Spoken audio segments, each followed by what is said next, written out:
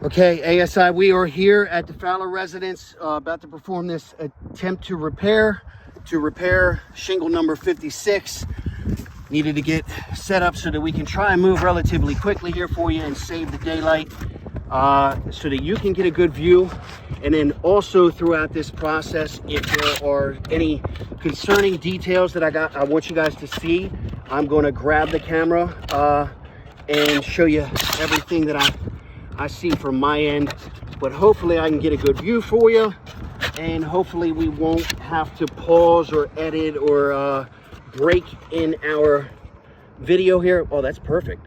By any way, unless of course this thing slips off the roof, falls off, shuts down, then if that's the case, bear with me. But let me grab my roof snake real quick. You guys got a good overview. And then as I go through this process, I'm gonna break the bonds, find the seam, and then pull the nails out, slide a new one in, document every step of the way, and then show you what I'm looking at from the ground, or from my view. Trying to be gentle there. So we'll go one over. These are very, very tight and taut, like significantly. And I'm worried about the level of tearing from the backside, which I can feel, by the way. So I've already got some mat transfer going. I'm gonna try and put some good pressure on it. Where is my seam? Okay, so this is my seam, which means 1, 2, 3. We are going 1, 2, 1, 2, 3, 4, 1, 2, 3. Perfect. So these are the areas I'm gonna get the nails out of.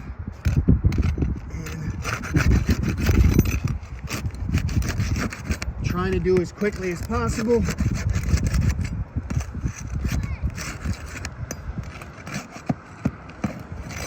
Okay, now just by breaking bond, I'm going to take a look. We do have some areas of heavy mat transfer that would obviously show for tearing on the backside of the shingle, just like you would see from any other perspective. But I don't want to lift the shingles too high until we're done, and then we can document that whole process for you. But just the level of mat transfer that I see from breaking the bond would mean that there's a portion of the backside of that shingle where it was stuck to that is now no longer there, probably thatching, probably a hole in the back, which jeopardizes its integrity. There's 5 points of failure that we look for. That's Hague standards, which would be mat, creasing, cracking, tearing is kind of connected to that, delamination, and granular loss. And so if any 5 of those points of failure are present in the process of repair, then proper construction would note that, hey, that's not a feasible scenario to continue doing the process, or this is what it would continue to look like all across the roof. And so just by breaking the bond of these 7 shingles here that we're above, look at what we're looking at here. So this is the row, or this is the shingle that we're repairing. Then this is the row directly above it, and I haven't even done anything yet, haven't even lifted it. Look at this level of creasing already. Look at this one directly above it, right? You can see there's a weak point there. Look at here. And I haven't even pulled the nails out. So we're going to demonstrate this relatively quickly from here, because it's already showing signs that this would not be a good option to continue doing if this was a hired job. Sorry, I'm having technical difficulties over here. Trying to stay in safe conditions too, Jesus Christ. Please bear with me. And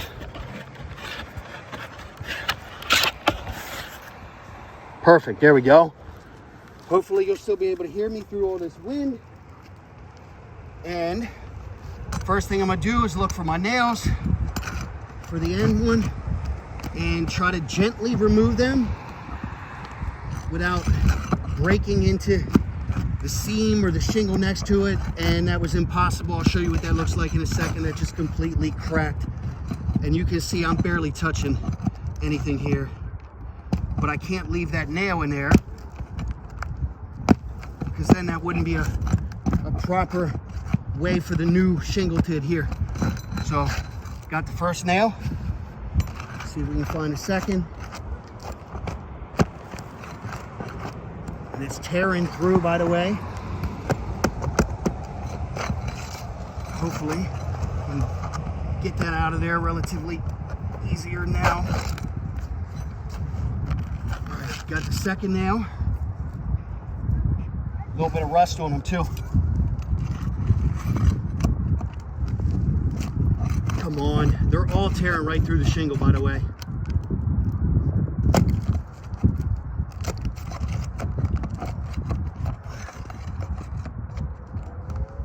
Good God, I could not imagine doing this 49 times across the roof.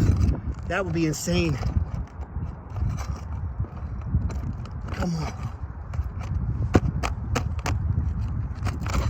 I'll show you what that looks like, but that's horrifying.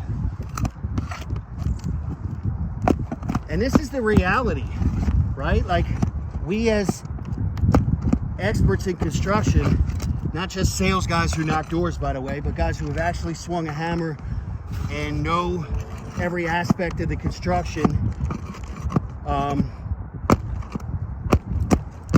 Like, this is what we experience, where obviously not everything goes as smoothly as you would like to think, no matter how good you are, right? Any contractor who's performing this work, any laborer who's performing this work is going to run into scenarios where nails don't come out easy, they don't come out properly, they're stuck, and it's just a pain, where the easiest thing to do is just to pull the next row of shingles up higher so that you can actually access the nail and get the damn job done. And then what I'm gonna show for here, this is terrible. This is terrible. And this is at the seam. So shingles are staggered like bricks, meaning we've got some seams that are going left, some are going right, and this is right at the seam where I cannot successfully get this nail out without tearing the shingle because of its condition and brittleness. And I'll show you what that looks like. But unfortunately, that's a seam going left, that's a seam going right, and now both of them have been damaged in that process of repair, which means it's just going to go kind of all over the damn place.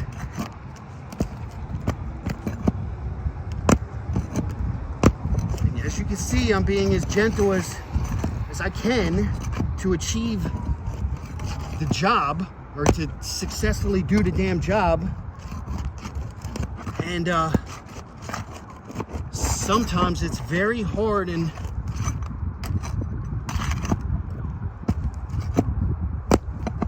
in terms of visibility and access to get these nails out. Where are we?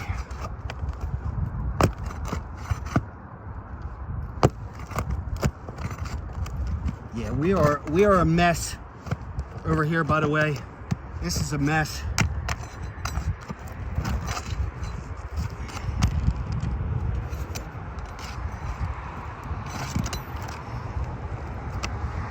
Where's your last one? There it is. So we got one more nail. And then see, sometimes we run into instances where they put way more damn nails in here than they needed to. But the homeowner doesn't know that when they bought the house, and you know, and this is the process that we go through when we're trying to get them out.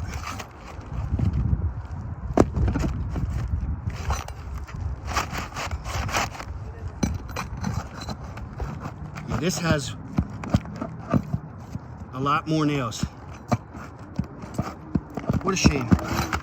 Okay, there we are. So this is our shingle that we are repairing. We're running out of daylight, so I'm gonna try and be quick, but this has been destroyed, right? So here is where we've tried to pull out a nail on the seam. This is where we tried to pull out the second nail.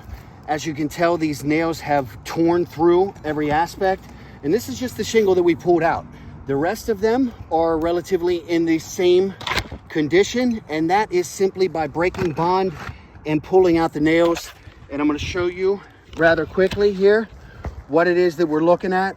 all we've done is break the bond and pull the nails from the first and second row above.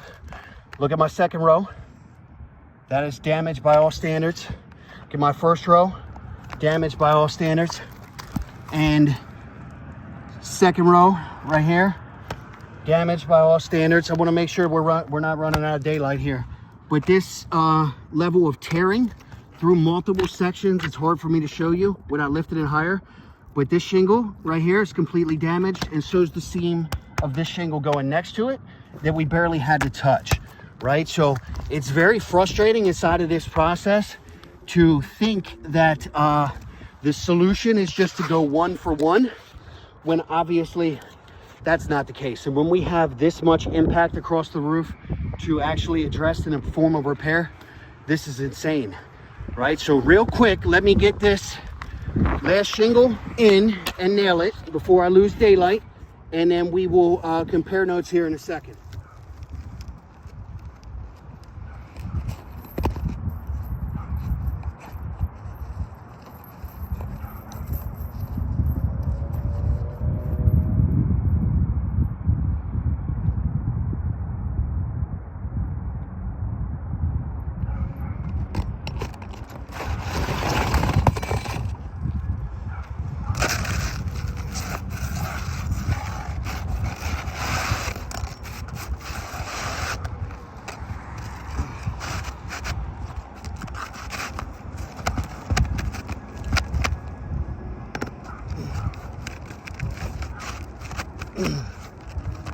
Stuck on something.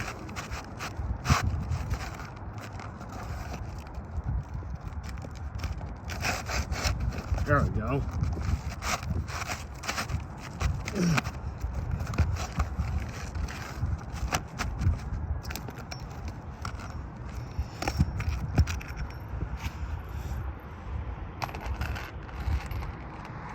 I'm gonna lose daylight here. Stuck on something. There we are. There we go.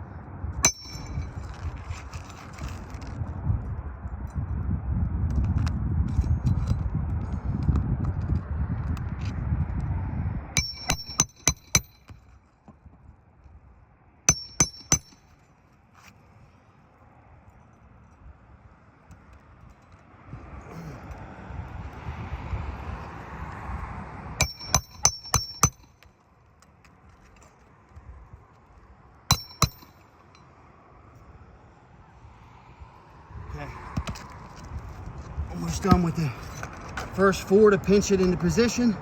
Then I'm going to go for the last four. But I think by all standards, we've already demonstrated and can mutually recognize that this is what would be considered a failed repair by all industry standards. Just want to make sure that in good faith, we're completing the process and then documenting it very thoroughly for you guys.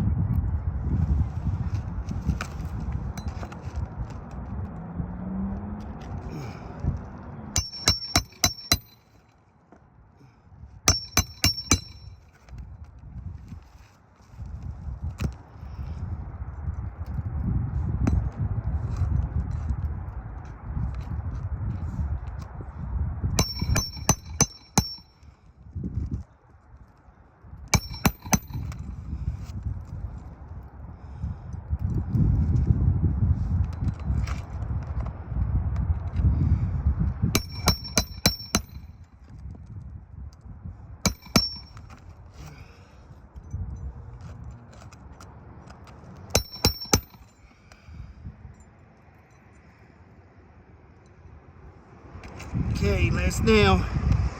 Hopefully from here we'll be good to go.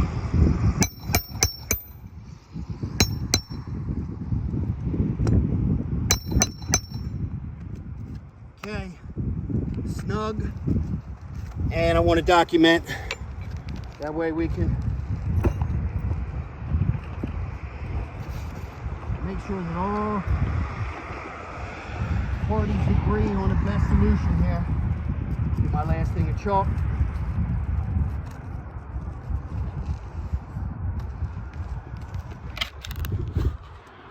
Okay, as you can tell, we're losing daylight, but with no interruptions to the process, we are clearly demonstrating a lack of proper repairability that is surrounding many other areas that also need to be addressed. Where here is our repair from the damaged shingle. This is the direct row above, which when we have better daylight, this was a little bit easier to demonstrate, but I'll follow up with pictures too. We have obvious signs of creasing, cracking, tearing, mat transfer, all the way around to where even the next row that is seam that is going to the right has also been damaged in the process. This one's not as bad, but it has clear signs. Maybe if I put the lamp on here for you guys, which shit I don't have. See if I can turn this up. I can't. So, can't do it right now. But we have so many clear signs of damages that, you know, we've already equated for. So I'm gonna follow up with some pictures, but I'm having a hard time having a camera to focus. I'm sure you can understand. I did this in good faith and good practice with the proper tools and methods, being as gentle as possible, and have obviously created damage consequential to the process and direction of repair that would only domino and cascade across the entire roof at the scale of repair that is being required here from coverage opened on these damaged shingles. Obviously from Mother Nature, that is not the homeowner's fault, and there's really nothing that he could do with another contractor or handyman that would be successful, and then have like a spot work of checkerboard repairs all over the place. And then what, next year when another inevitable storm comes to any of the areas that were not addressed properly the first time with a solid company who's going to do things right, would then you know, be subject to repair once again. What, under the deductible, if, let's say another 10-12 shingles or need to be addressed a year from now, inevitably, and then that's another spot repair or repair order under his deductible. It's not necessarily the best solution, where we're going to come in, and regardless of whether ASI takes care of that bill or not, or the homeowner involved, we're not going to charge him any extra fees to reinstall an architectural laminate high-grade shingle from GAF, which we receive at pretty much a pass-through cost in comparison to 3-tab shingles when we order from our manufacturer. So I don't like to put a 3-tab shingle back on, which means there will be no added cost to the homeowner if we were to have a full value of replacement, which I do believe is justified. Then we would just simply come in here, tear all this shit off, make sure that that leak is taken care of properly, that plywood is taken care of properly, and then reinstall a much higher grade architectural shingle that's going to last for the next 30 to 40 years without, you know, massive substantial impact from Mother Nature. Everything else we're going to do with quality workmanship. It will obviously increase the value and the equity of the home, and then take care of things the right way so that we're not reoccurring this same scenario over and over and over again, where it simply serves no one inside of the process to handle it that way. So let me shut this down. I've already demonstrated pretty much everything I think you guys need to see, but I'm going to try to take some pictures with the flash and see if I can get a better perspective. As you can tell, look, the moon's out on me. It's only like 5:15, but this is the level of work ethic that we are going to continue to put into this process for Mr. Sam, because it seems like whatever previous contractor that they had that was working with this claim was not an industry pro in what it is that they do, and left Sam hanging without any form of contact or consideration or outline of how to move forward. So it's sad. That's the reality of this industry, is that many guys do not last. And this is something that, you know, by all justified standards, working with a pro, hopefully I'm sending this video over to another pro who has worked within this industry for quite a while and is also looking out for the best solution and the best interest of both the insurance company, the lender, the mortgage company, the homeowner who pays, and the contractors who would have to actually come out here and do this work. They would say, hey, that's actually not the way that work is done.